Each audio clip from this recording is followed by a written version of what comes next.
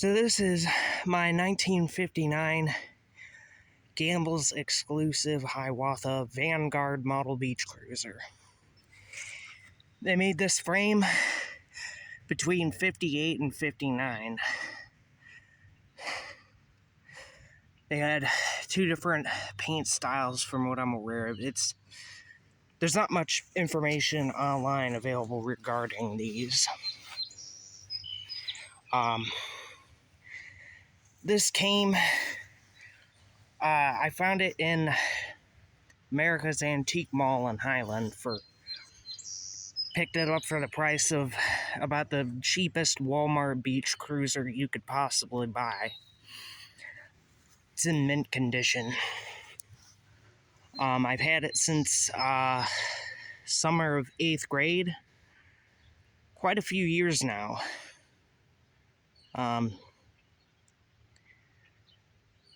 When I bought it, it was, I think, 64 years old. Maybe 65.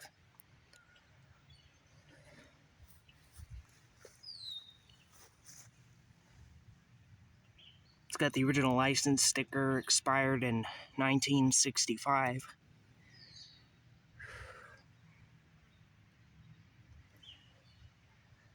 Saddlebags are cheap Amazon Chinese garbage, but they work good enough. I actually ordered this headlight online. It took me hours upon hours to find. It was the only factory headlight for this bicycle on the entirety of the internet, and I bought it. It was more than the bike, honestly, but the Schwinn people are probably going to be very pissed that I bought this for a Hiawatha, which they're practically worthless. At least most of them. This mirror is also Amazon. I bought the Stewart Warner speedometer, but the drive hub flywheel thingy is too small. So it kept getting thrown off and it busted a Bakelite gear. So I got a second one for free. Luckily, the guy I bought it from provided that. I've got the front fender at home. The inside of the fork likes to strip itself out and be a pain in my ass. And it'll drop the fender, washer, and bolt fly out the side. It's just a nightmare. I think I'm just going to wire it to the fork, like here and here. That suicide shifter I built out of junk. It is decorative. It's more so to make the experience of riding it more fun, which it does excellently. It is real authentic gear pattern.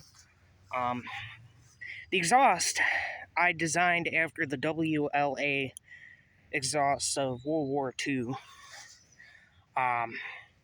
Now, this is actually a functioning amplifier. It is acoustic.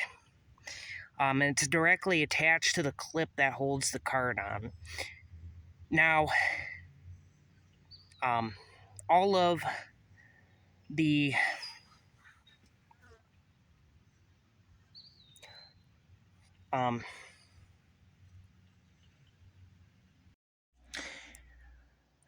as I was saying, I apologize for my my difficulty in formulating a sentence. It's like 100 degrees out there, and I'm out there in jeans with a fedora on. It's difficult when you hate modern fabrics, stylistically. So, as I was saying, all of the attachments I built and the modifications I made, they are non-permanent.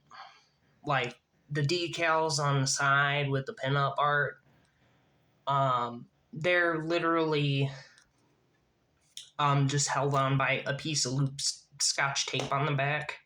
They all remove easily with water. They don't leave any permanent stickiness or any of that.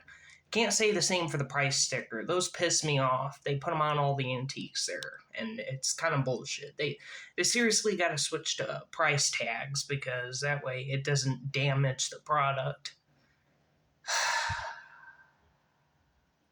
But whatever. Anyway, the reason why the Schwinn people would be pissed is because that headlight is, according to the listing at least, it also was on like used in a Schwinn Monarch or something like that, which I looked it up, and I think that's like a classic too, and those are like thousands of dollars, and probably more worth reuniting with their factory headlight, but I don't know. I feel like I couldn't have possibly turned that idea down. I like to keep everything original. I'm a purist. I try my best to keep things original.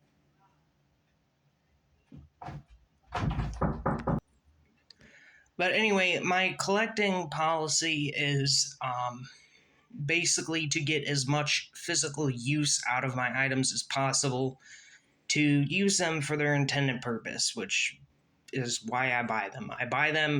I buy antiques so that I can get rid of modern shit and use infinitely more repairable options, being antiques.